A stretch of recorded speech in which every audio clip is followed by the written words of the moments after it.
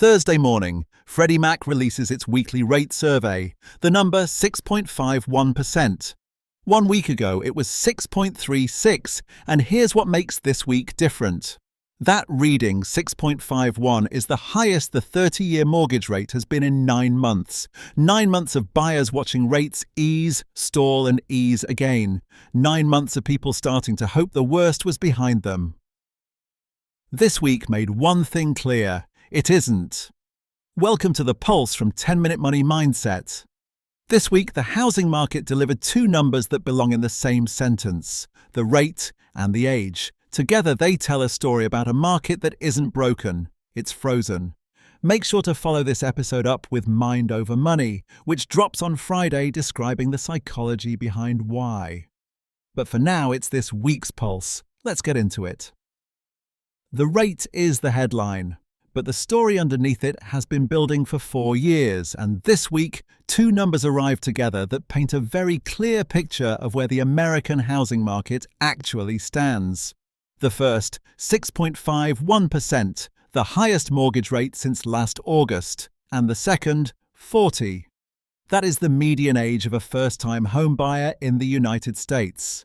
Right now, in 2026, the National Association of Realtors confirmed it in their April Generational Trends report. The median first-time buyer is now 40 years old. That number was 38 in 2024, 33 in 2020, 28 in 1991. In 35 years, the age at which the average American buys their first home has climbed by 12 years, and first-time buyers now represent just 21% of all home purchases, an all-time low. In 2007, it was above 40%. Let that sit for a second. The bottom half of the market, the starter homes, the first-rung homes, the homes that gave young families their first foothold in wealth, has effectively contracted by half in less than 2 decades. So who's still getting in? Kim Tate Wistrike is 38. He just bought a house in Portland, Oregon. He and his wife spent more than a decade living and working in Thailand, renting the whole time, saving the whole time. They came back with 17-month-old twins and started looking for a home here. Their broker is Israel Hill at John L. Scott Real Estate in Portland. Hill has watched the buyer pool age in real time. He described today's market simply: to compete, you need a substantial down payment and economic stability that most people in their 20s and early 30s simply don't have. Tate Wistrike lost houses he wanted. When he finally found the one, he bid above asking price. He called that bold. Maybe not the right move, he said. Those were his words. The house is a century old. Original moldings, bay windows. They moved in with a dining room table and 2 pack-and-plays for the twins. 3 weeks in, still not entirely sure if they overpaid. That is what winning looks like in 2026. So why is the market this tight? Why are buyers in their late 30s competing for homes that used to go to 26-year-olds? Here's the answer, and it comes with a specific number. The Federal Housing Finance Agency spent 2 years building the data to answer that question. They're finding, for every 1 percentage point that market mortgage rates exceed a homeowner's existing rate, the probability of that homeowner selling drops by 18.1%. Do that math on today's numbers.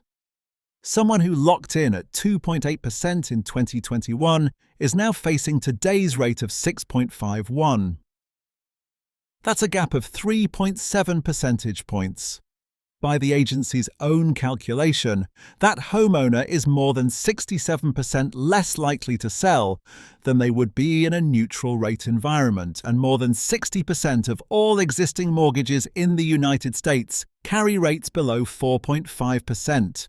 That is a majority of the housing stock. Sitting still. Not for sale. Between the second quarter of 2022 and the second quarter of 2024, the Federal Housing Finance Agency estimates the lock-in effect prevented 1.72 million home sales, not delayed, prevented. Jessica Lautz is the Deputy Chief Economist at the National Association of Realtors. She's been tracking these numbers for years. She put the stakes plainly. Homeownership is one of the primary ways Americans build long-term wealth. And right now, first-time buyers are being pushed to the sidelines for longer and longer periods, losing out on those gains while they wait. The Realtors Association has put a dollar figure on what that delay actually costs. Buying a first home at 40 instead of 30 means missing roughly 10 years of equity accumulation on a typical starter home.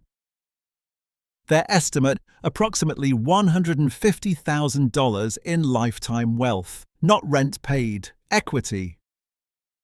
The slow, quiet compounding that the American financial system has always treated as the foundation of middle-class wealth. $150,000, the cost of waiting a decade.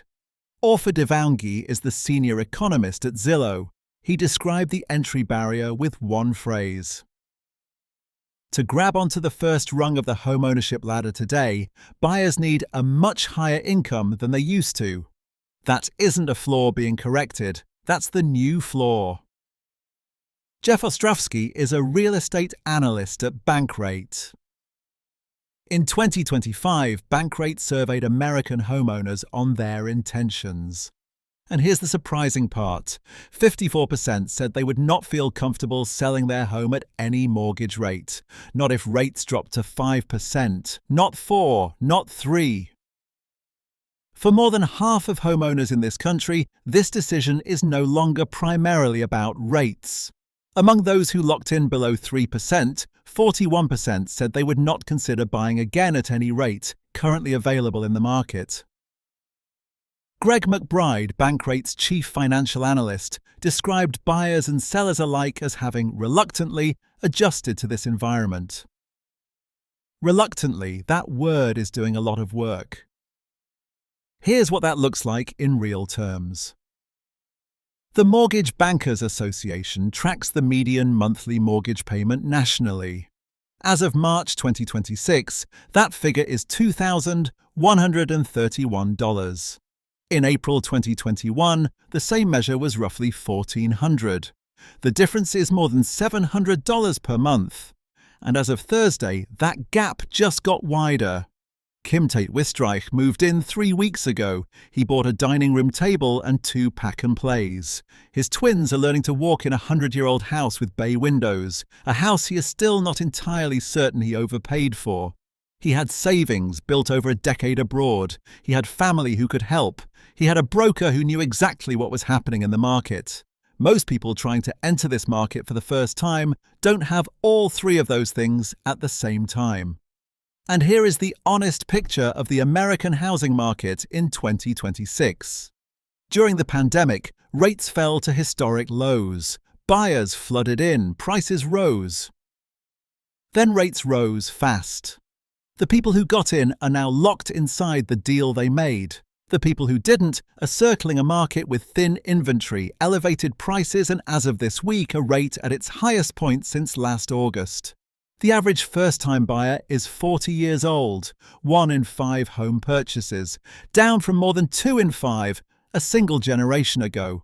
This isn't a market in transition, it's a market in stasis.